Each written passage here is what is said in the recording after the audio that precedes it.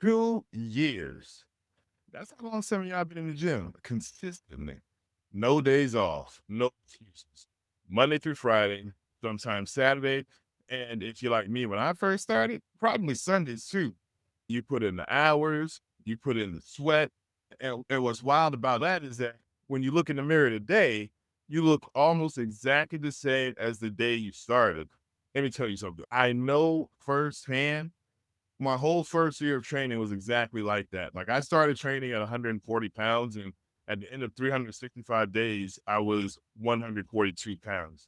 So let me tell you, I know what it feels like to go through that whole process and be consistent at it.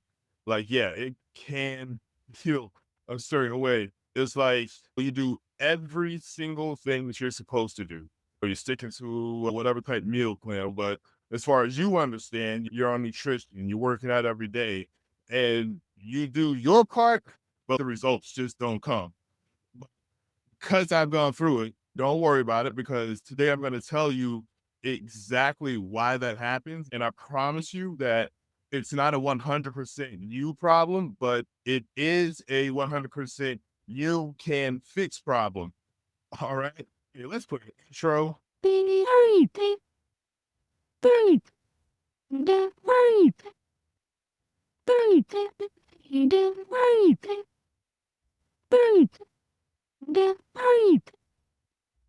What's I'm Coach Frank, and welcome back to the Make It Make Sense Health and Fitness Podcast, where I skip the fluff and I call out all that nonsense. And what I do is I give you a blueprint for what actually does work. If you're new here, go ahead, subscribe right now. I do my best to drop new episodes every single week because I want to make sure that you stay moving on your fitness journey. I don't want to be part of the reason that you get held up. Every single week, I try to drop a new episode, and every single one is simply for the purpose of making fitness make sense. Today's episode is episode 2 of my Body Blueprint series. It's a whole series of videos I'm going to be doing. And this is pillar 1, strength training. On last week's episode, what I did was I laid out the full 5-pillar framework. So today I'm just going to go in deep in one concept that I feel, me personally, is responsible for more plateaus, more frustration, more wasted time in the gym than anything else really that I can think of. And if you know me, you know one of the biggest things that I hate is wasting time in the gym. Like, get in, do the work, and let's get out of here. But, excuse me, all right. That one thing is called progressive overload. And by the end of today's episode, I guarantee you that you are going to understand it. You're going to own it. You're also going to know exactly how to apply it in your workout. If you catch today's episode before today's workout, you can actually apply it today before today's workout, but you can definitely apply it to your current program right now. All right. So let me let's see. Let me paint you a picture. I want you to be honest with yourself about this, right? Think about if this is you or not, right? I've seen it before, but just think about if this is you, right? You go to the gym, you do your thing. You do chest day on Monday, a typical chest day. You got bench press, dumbbell flies, cable crossovers, maybe some push downs. At the end of the workout, you sweat, you feel the pump, you go home, you eat, probably chicken rice and broccoli, actually, when everybody starts their fitness journey. And you feel real good about yourself. Then on Wednesday, you train back. And then on Friday, you train legs. You train legs.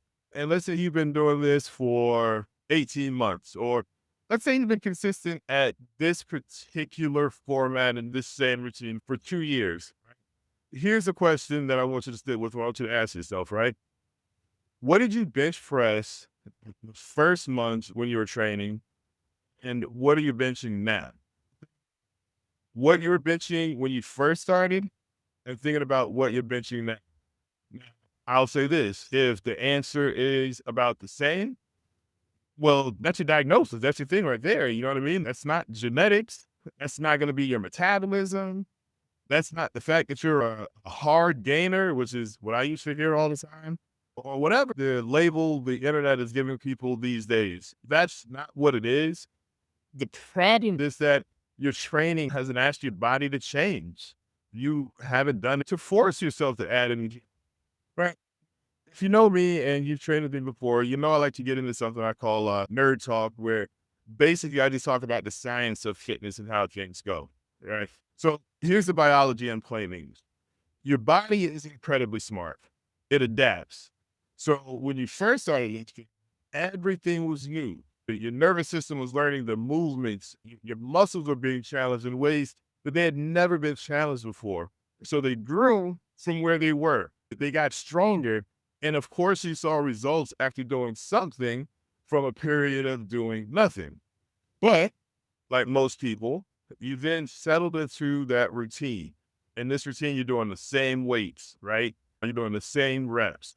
You're doing the same exercises, and sometimes in the same order. And when you're doing that, and you're telling your body this, here's your body's response. I've adapted to this. I'm comfortable. No need to change.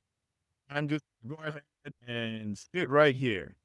And that's when you start asking yourself the questions. Now, the thing is, when most people think their body has done something, the fact of the matter is your body is not trying to be difficult. It's trying to be efficient, right?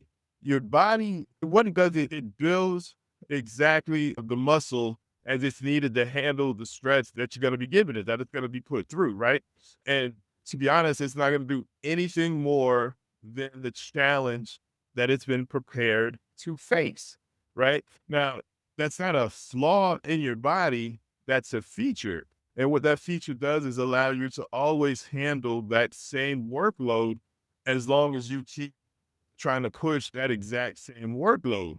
Once you what's going on here, you can use this feature of your body to push your fitness journey or push your workouts a little bit more. Now, the name for this particular principle that governs all of this, what I'm talking about, is called progressive overload. And it's the single most important concept in all of strength training. And if you apply it correctly, you will notice changes in your body that you've never seen before. Right. So you understand exactly what I'm talking about. Let me break it down. Progressive overload is the gradual increase placed on the body during training.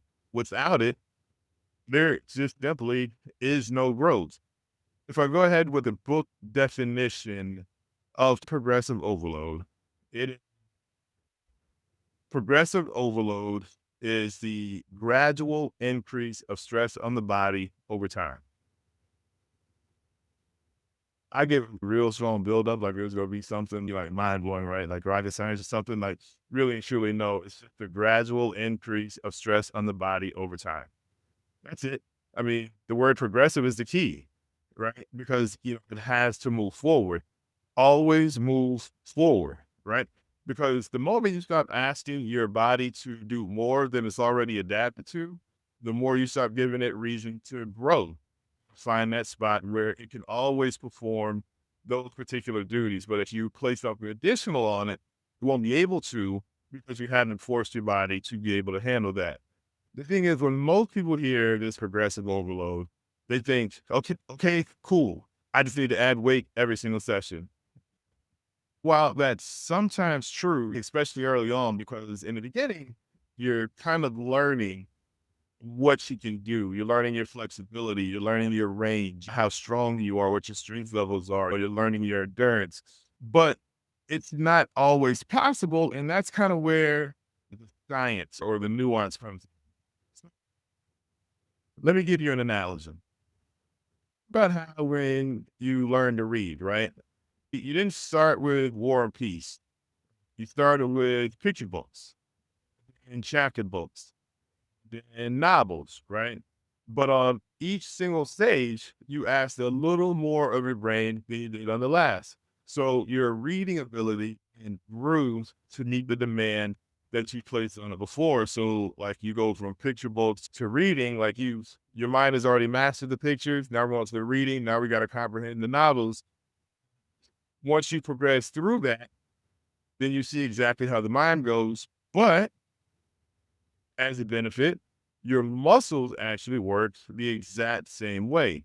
You start where you are, then in subtle increments, you progress. And then over weeks and over months and over years, you build something that is genuinely impressive. And you know what that is that you build when you're consistently working at it? You're building the version of you that you want to be. And that is such a beautiful. You only get to that if you keep turning the page. Only if you keep increasing the demand that you're putting on your body. Now, here's why this matters so much, and I want you to think about this. Biological process of building new muscle or protein synthesis, if you want to break it down, to want to define it, that's your muscle fibers have to be placed under a load that challenges them. If you want them to grow, you have to challenge the muscle fibers. They won't just grow automatically. It's not just something that they're just going to do. Challenge your fibers, and then when that load is challenged, they experience micro damage. During recovery, your body repairs that damage, and then it builds back the fibers. However, when it builds the fibers back and you recover, it builds those fibers back just a little bit stronger and a little bit tougher than they were before. And now this time, those muscle fibers are just a bit more prepared for the load that you're going to put on them next time. And that's why the recovery phase is so important when you're talking about your workout routine. But if next time is the exact same load, the muscle is already prepared. There's no signal for your muscles to adapt. There's nothing pushing it forward. There's nothing to cause their muscles to grow. All you've done is you've done the work so you maintain. And that's where you hear people talk about a plateau where they're stuck in the same position. And that's what it is when you're not challenging yourself. You're just going to stay within that same mode, right? Because you've done the work to maintain only, and your body is going to receive that information. And that's how your body's going to handle it, right? And that's what 2 years of going through the same process looks like if you don't try to make a change. And that's what it looks like on the cell level, like on the science of it. It's not my opinion. That's just how your body is going to adapt and going to respond to the challenges that you put on it. And look, when it comes down to it, I'm not here to make you feel bad about it. It's just the process of training, and it's something that you can change, right? I'm just here to make sure it never happens again. Like I said, I experienced the exact same thing. So, how to avoid that? Let's talk exactly how you progress, right? Because there's more than one way to do it. There is actually 4 variables to progressive overload. And if you know all 4 and you have options, then you can see where your progression stalls and you can see where your progression can grow. All right. So the 4 variables.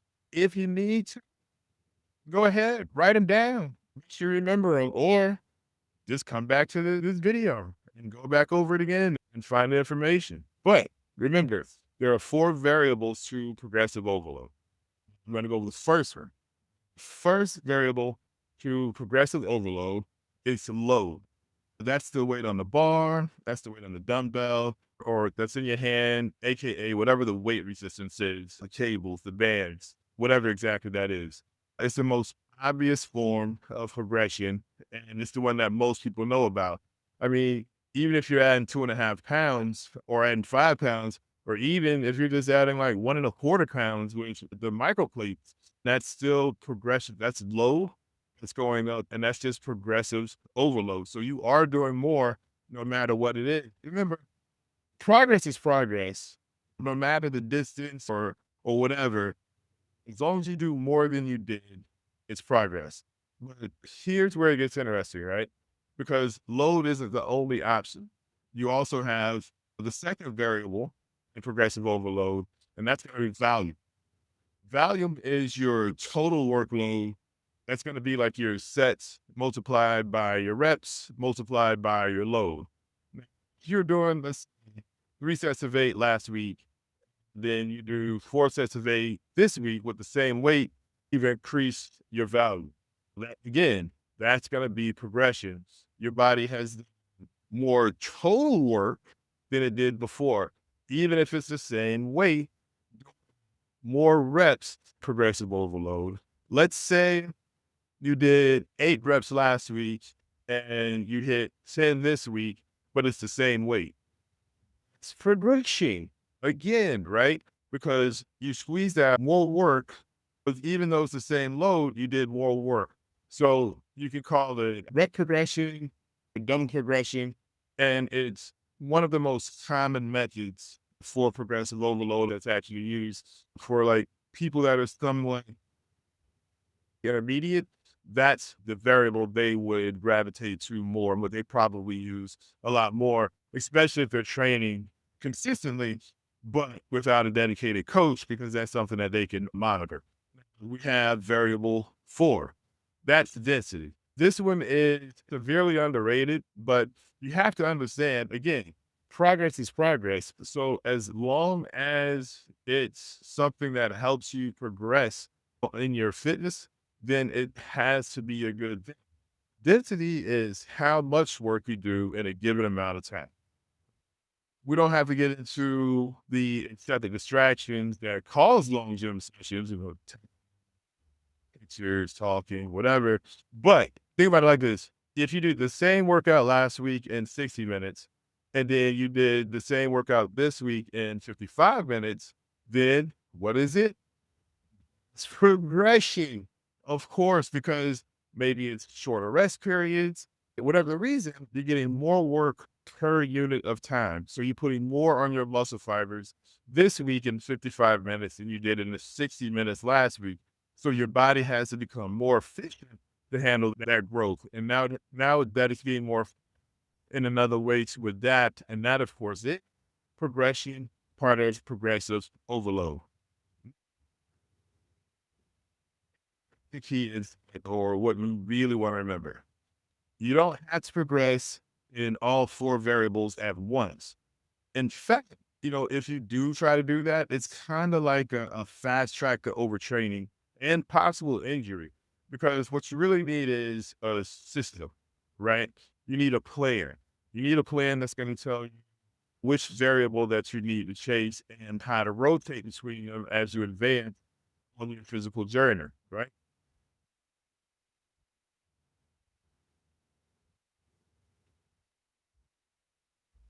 So for most people who are in that 1 to 3 year training range, I recommend what I call double progression. Here's how double progression would work, right? Say you pick a rep range. Like the rep range is 6 to 10 reps. And you start at the bottom of that range with a weight that challenges you. Each week, you try to add 1 to 2 reps. When you hit the top of that range or 10 reps, then you add weight, drop back down to 6 reps, repeat. So you're progressing through reps. Once you get the end of that range doing reps, then you're going to add weight, and then you're going to start that process over. That's a double progression. That's progressive overload. That is a progression. That's a plan. That's the difference between 2 years of just going to the gym, going through the motions, doing like your Monday, Wednesday, Friday split, just seeing what happens. That versus 2 years of actually building something, of actually working towards your honest motivation. And now listen, now I want to be clear, and I said it just a few moments ago, right?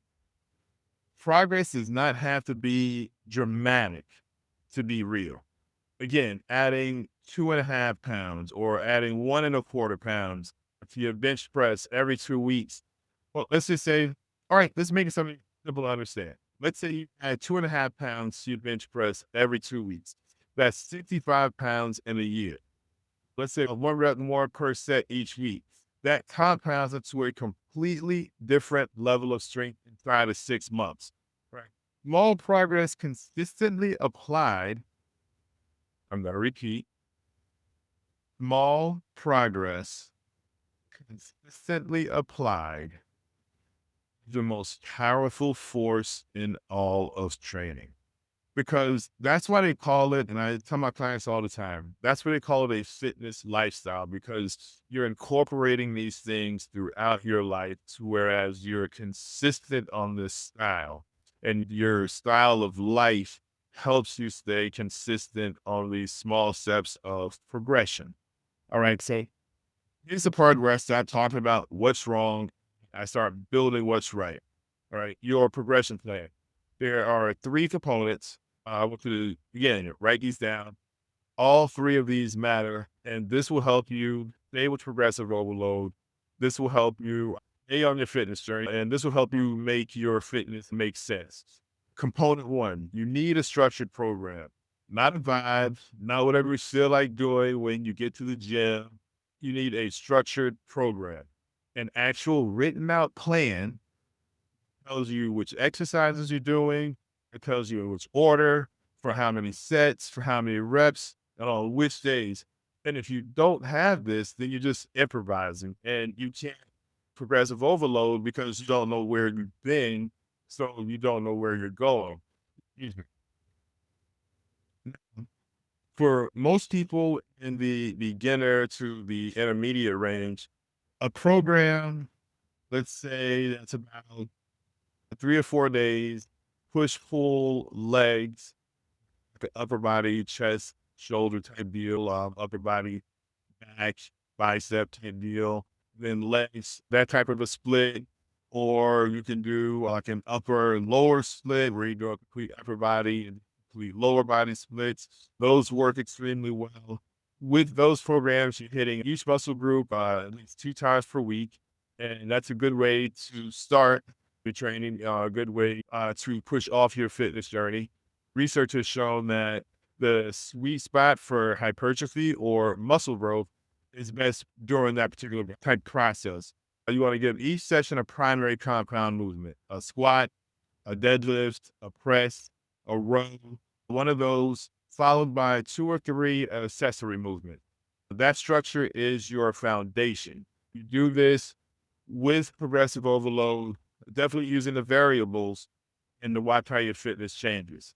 Now, component two, you need a training log. This has to be non-negotiable, right? I mean, I don't care if it's a notebook, I don't care if it's Coach Frank's app on your phone because you're one of his clients. I don't care if it's a spreadsheet. You need to be writing down what you did every single session. You need to write down the weight. You want to make sure that you write down the reps, and you want to make sure you write down the sets. Like every single time, you want to know exactly what work you are doing. You want to be able to see what you've done and look back on it and be able to do more next week.